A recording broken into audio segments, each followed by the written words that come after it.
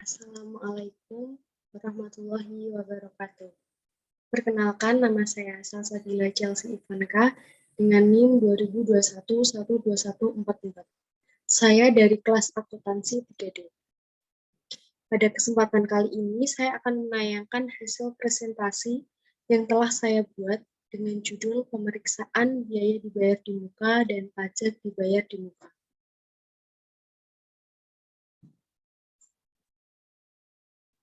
Secara garis besar, ada 3 pembahasan. Yang pertama, sifat dan contoh biaya dibayar di muka dan pajak dibayar di muka. Poin kedua, tujuan pemeriksaan audit objektif, biaya dan pajak dibayar di muka. Dan yang ketiga, prosedur pemeriksaan biaya dan pajak dibayar di muka yang disarankan. Yang pertama, sifat dan contoh biaya dibayar di muka dan pajak dibayar di muka. Menurut penulis itu ada 2. Yang pertama, biaya dibayar di muka dimaksudkan sebagai biaya yang telah terjadi, yang akan digunakan untuk aktivitas perusahaan yang akan datang. Yang kedua, bagian dari biaya dibayar di muka yang akan memberikan manfaat untuk beberapa periode kegiatan diklasifikasikan sebagai aset tak lancar. Contoh dari perkiraan yang biasa digolongkan biaya dibayar di muka. Yang pertama, premi asuransi. Yang kedua, sewa dibayar di muka untuk masa 1 tahun yang akan datang. Yang ketiga, biaya lain-lain dibayar di muka. Untuk biaya lain-lain dibayar di muka, itu misalnya ada biaya iklan di radio, kemudian televisi berdasarkan kontrak, dan juga barang untuk promosi. Contoh pajak dibayar di muka. Yang pertama, PPh 22.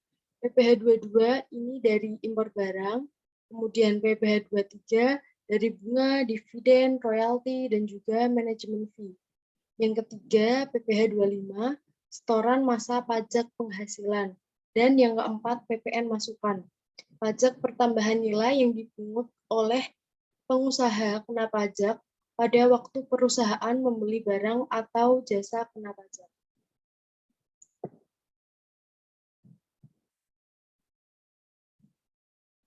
Tujuan pemeriksaan biaya dan pajak dibayar di muka. Yang pertama, untuk memeriksa apakah terdapat internal kontrol yang cukup baik atas biaya dan pajak dibayar di muka. Jika akuntan publik dapat meyakinkan dirinya bahwa internal kontrol atas biaya dan pajak dibayar di muka berjalan efektif, maka luasnya pemeriksaan dalam melakukan substantif tes dapat dipersempit. Ada beberapa ciri internal kontrol yang baik atas biaya dan pajak dibayar di muka. Yang pertama, setiap pengeluaran untuk biaya dan pajak dibayar di muka diotorisasi oleh pejabat perusahaan yang berwenang. Kemudian setiap pengeluaran untuk biaya dan pajak dibayar di muka didukung oleh bukti-bukti yang sah dan lengkap. Misalnya polis asuransi, perjanjian sewa-menyewa, kontrak untuk advertensi, surat setoran pajak, faktur pajak masukan, dan juga bukti pemotongan PPh 22, 23, dan lain-lain. Kemudian yang ketiga, untuk memeriksa apakah biaya yang mempunyai kegunaan untuk tahun berikutnya sudah dicatat sebagai biaya dibayar di muka. Maksudnya adalah auditor harus memeriksa apakah bagian yang belum expired atau mempunyai kegunaan untuk periode yang akan datang tidak dibebankan sebagai biaya, tetapi dicatat sebagai biaya dibayar di muka. Yang ketiga, untuk memeriksa apakah biaya dibayar di muka yang mempunyai kegunaan untuk tahun berjalan telah dibebankan atau dicatat sebagai biaya tahun berjalan. Maksudnya adalah auditor harus memeriksa apakah bagian yang expired atau masa manfaatnya sudah berlalu, sudah dibebankan sebagai biaya tahun berjalan. Kemudian yang keempat, untuk memeriksa apakah pajak dibayar di muka didukung oleh bukti setoran atau pemungutan pajak yang sah dan lengkap, sehingga bisa diperhitungkan sebagai kredit pajak pada akhir periode.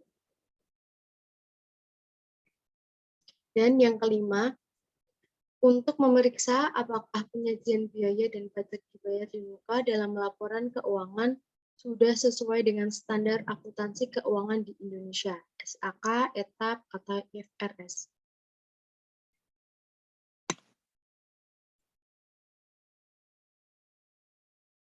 Prosedur pemeriksaan untuk compliance test. Ada beberapa prosedur. Yang pertama, pelajari dan evaluasi internal control atas biaya dan pajak dibayar di muka.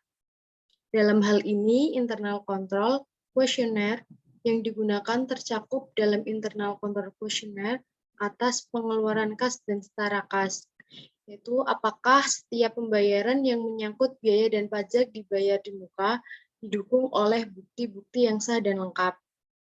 Kemudian, apakah pembayaran tersebut diotorisasi oleh pejabat perusahaan yang berwenang? Kemudian, apakah bukti setoran pajak, faktur pajak, masukan, bukti pemotongan pajak oleh pihak ketiga di-file dengan baik dan rapi? Dan apakah lease agreement, insurance policy di-file dengan baik dan rapi? Kemudian lakukanlah tes transaksi atas biaya dan pajak dibayar di muka. Yang digunakan sebagai sampel biasanya itu bukti pengeluaran kas dan bank, dan juga sampel cukup dipilih secara random. Kemudian prosedur yang kedua, tarik kesimpulan mengenai internal control atas biaya dan pajak dibayar di muka. Jika dari tes transaksi auditor tidak menemukan sesuatu kesalahan, maka auditor bisa menyimpulkan bahwa internal control atas biaya dan pajak dibayar di muka berjalan efektif. Selanjutnya, prosedur pemeriksaan substantif sewa dibayar di muka atau prepaid rent. Ada beberapa prosedur. Yang pertama, itu minta rincian atau schedule prepaid rent per tanggal neraca. Kemudian cek ketelitian perhitungan matematis. Yang ketiga, cocokkan saldo prepaid rent per tanggal neraca dengan saldo buku besar prepaid rent. Keempat, cocokkan saldo awal prepaid rent dengan kertas kerja pemeriksaan tahun lalu. Kelima, lakukan vouching untuk pembayaran prepaid rent di tahun berjalan dan periksa lease agreement. Keenam, cocokkan total yang dibebankan sebagai biaya sewa ke buku besar biaya sewa. Dan yang terakhir, buat usulan audit adjustment jika diperlukan. Prosedur pemeriksaan substantif premi asuransi dibayar di muka atau prepaid insurance. Yang pertama, minta rincian prepaid insurance per tanggal neraca. Kedua, cek mathematical accuracy. Yang ketiga, cocokkan saldo prepaid insurance per tanggal neraca dengan saldo buku besar. Keempat, cocokkan saldo awal prepaid insurance dengan kertas kerja pemeriksaan tahun lalu. Kelima, lakukan vouching untuk pembayaran premi asuransi di tahun berjalan. Perhatikan apakah ada diskon untuk pembayaran tersebut dan periksa polis asuransi dan cocokkanlah data dalam polis asuransi dengan rincian prepaid insurance. 7. Tie up total yang dibebankan sebagai biaya asuransi ke buku besar biaya asuransi. 8. Periksa apakah nilai pertanggungan cukup atau tidak, dalam arti tidak terlalu besar dan tidak juga terlalu kecil. 9. Perhatikan apakah di dalam polis asuransi terdapat bankers clause. Maksudnya, apakah dalam polis asuransi tersebut ada salah satu pasal yang menyebutkan bahwa kalau terjadi klaim karena yang diasuransikan terbakar atau hilang, maka ganti rugi harus dibayarkan kepada bank. Dan yang terakhir, buat usulan audit adjustment jika diperlukan. prosedur pemeriksaan substantif prepaid advertising. Ada 4 ya. Yang pertama, minta rincian prepaid advertising per tanggal neraca. Yang kedua, cek footing dan cocokkan saldo akhir prepaid advertising ke buku besar dan saldo awal ke kertas kerja pemeriksaan tahun lalu. Ketiga, periksa bukti pembayaran dan surat perjanjian dan bukti pembelian. Keempat, periksa kebenaran pembebanan ke biaya. Untuk barang-barang souvenir harus dilakukan stok opnam pada akhir tahun. Ini terakhir ada prosedur pemeriksaan substantif prepaid tax. Yang pertama, minta rincian prepaid tax per tanggal neraca. Yang kedua, cek footing dan cocokkan saldonya dengan buku besar.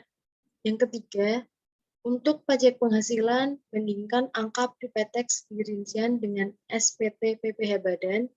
Yang terakhir, untuk pajak pertambahan nilai atau PPN masukan, bandingkan angka prepaid tax di rincian dengan SPT masa atau SPM.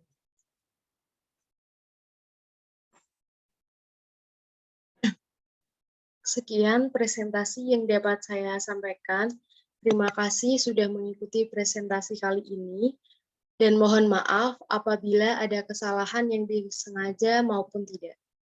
Sekian, wassalamualaikum warahmatullahi wabarakatuh.